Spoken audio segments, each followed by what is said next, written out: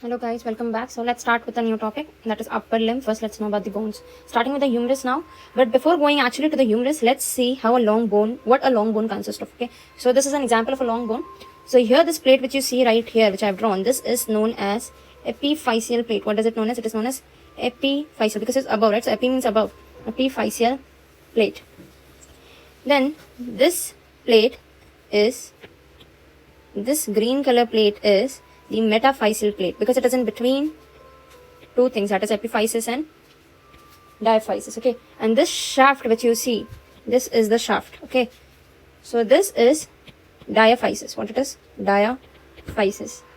Similarly over here you will have this epiphyseal plate, then you will again have this metaphyseal plate. Now the importance of these plates, what is present where. So regarding the epiphyseal plate, let's know first. So the epiphyseal plate is the plate here the growth occurs. What will occur here? The growth will occur here. So your bone starts to grow long from this plate. Okay. Now this metaphyseal plate is an important plate. You should know. It is highly vascularized. It is highly vascularized. Okay. Many blood vessels are present over here. Highly nourished. So, and it has a structure. It has hairpin-like structure. Okay.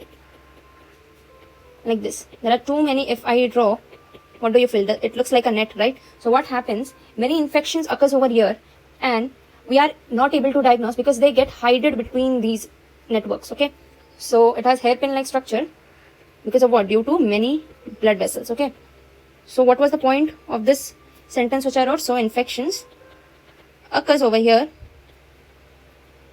but are hard to diagnose. That's why what is happening? You aren't able to quickly diagnose it and then it will turn later on very dangerous. Okay, hard to diagnose. Now there's one more thing that you should know, that it is the weakest part of the bone. So fractures will occur where? In this place. Okay, and regarding, particularly if they ask you regarding the anatomy, then they will ask you at which place the long bone fractures occur. Be it humerus, be it femur, anywhere, it is always the surgical neck. What it will be? Surgical neck. When we will, after this slide, we'll be doing about humerus. There I'll tell you what is surgical neck. And then we'll write that point over there. Okay, so fracture occurs here. Osteomyelitis in children also occurs here. What is osteomyelitis? Osteomyelitis is inflammation of the bone marrow. So osteomyelitis is inflammation. Itis means inflammation of, osteo means bone, myel means marrow. So osteo, bone, myelus, marrow, itis is inflammation. Okay,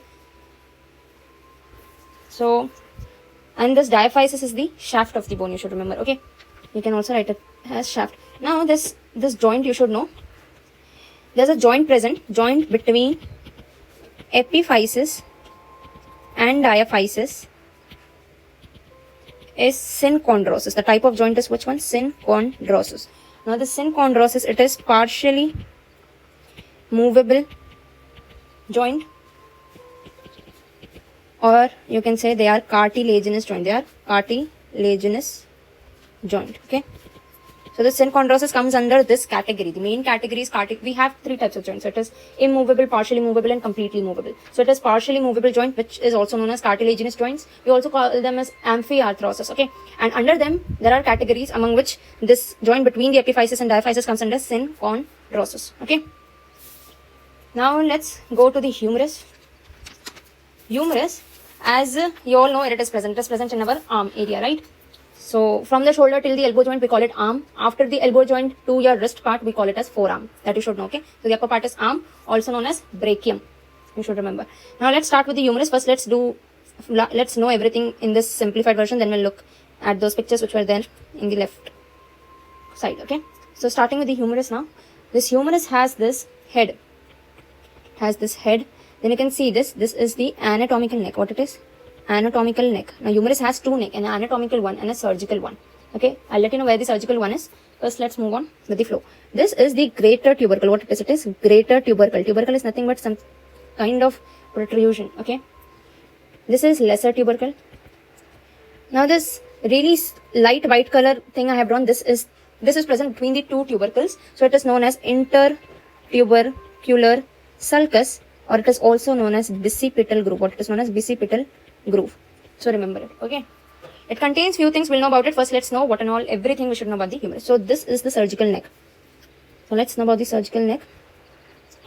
I'll draw it with a green color. So this part where the tubercle ends, this becomes your surgical neck. Now the fracture occurs here in the long bones. Okay, so your femur has its own neck, there its fracture will occur. Okay, now let's look at this protruding thing which you can see over here. This is the deltoid tuberosity. Here the deltoid muscle will attach. When we were doing the deltoid muscle, I told you its insertion, so it was in the humerus. So deltoid tuberosity.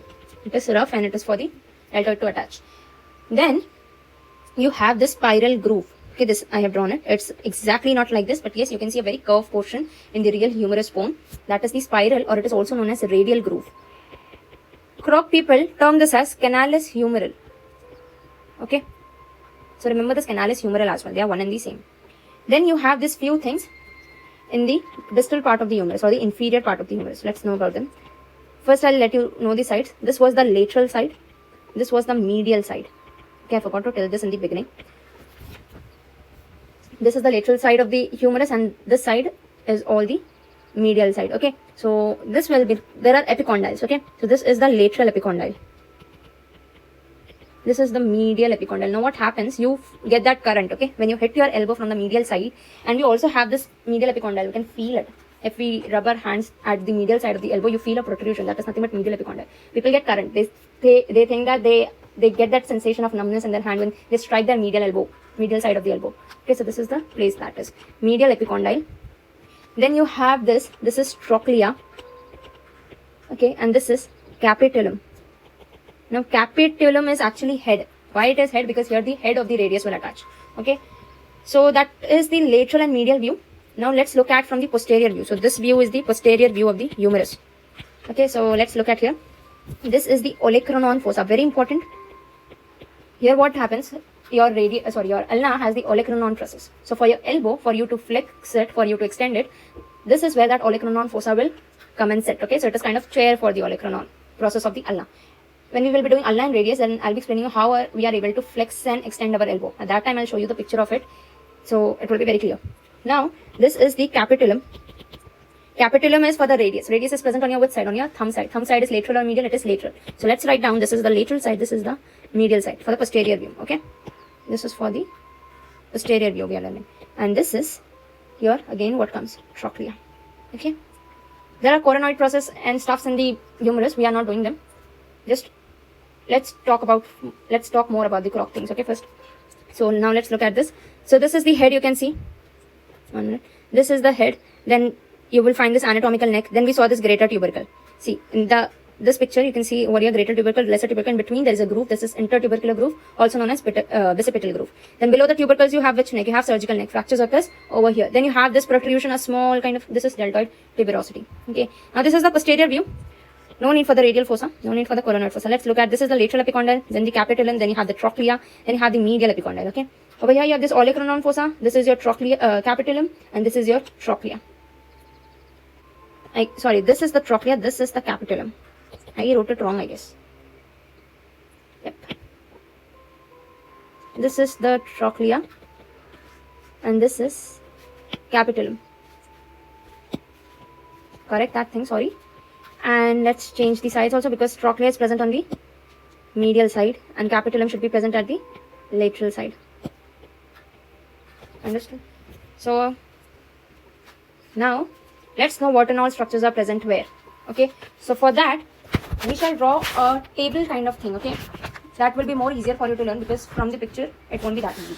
So let's draw that over here. So first we'll know about the greater tubercle,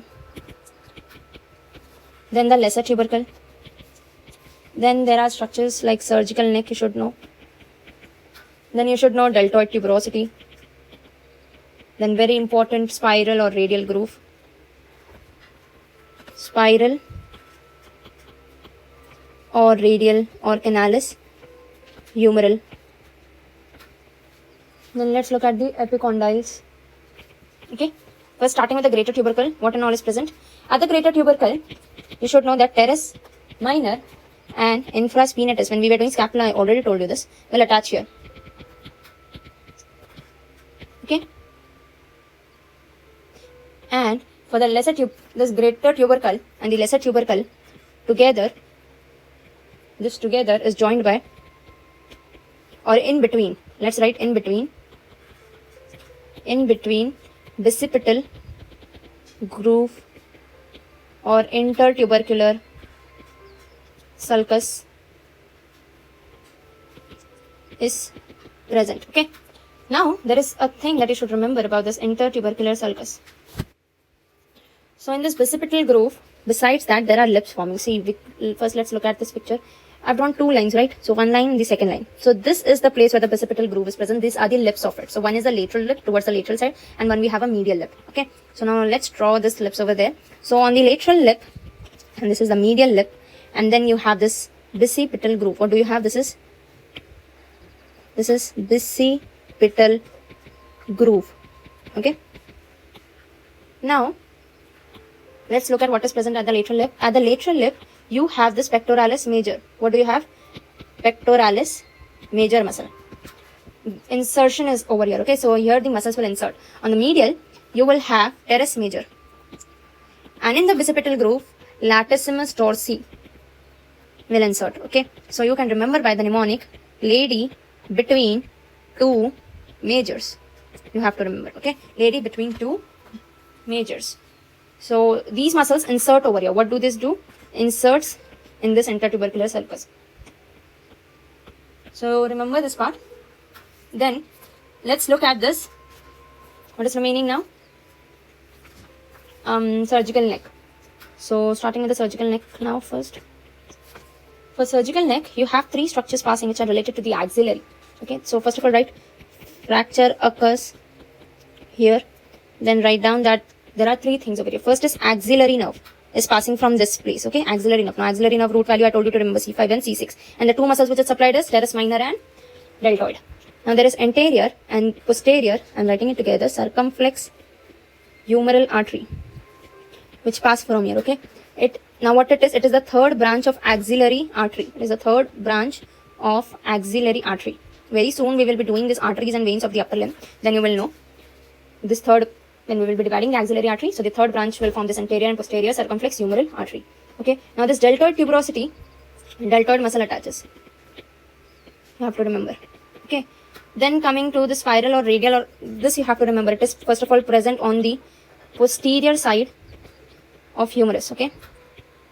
Side of humerus. Then what and all passes from here will pass a very important radial nerve. Okay. And an artery, that artery is known as profunda brachii. Profunda means deep. Profunda brachii artery. So profunda means deep. Brachii means arm. So deep arm artery you can say. Okay. In epicondyle you have two. That is a medial and a lateral one. Okay. From medial you have to remember that posterior to the medial epicondyle, posteriorly a groove is present. From there the ulnar nerve passes posteriorly, a groove present. From there ulnar nerve will pass. So you have to remember that ulnar nerve, they ask you where the ulnar nerve is palpable. So it is behind the medial epicondyle. Okay. So that was all about the humerus. I guess everything is clear. And for this olecranon, you write something. Okay, we'll write it over here only. This olecranon fossa is for the olecranon process of ulna. This caput means head. Okay, so remember, so it is for the head of radius. Will attach here. And trochlea, you must know that it is for the trochlear notch of ulna. Okay, so two for ulna, one is for radius. Remember it. So that's it for humerus.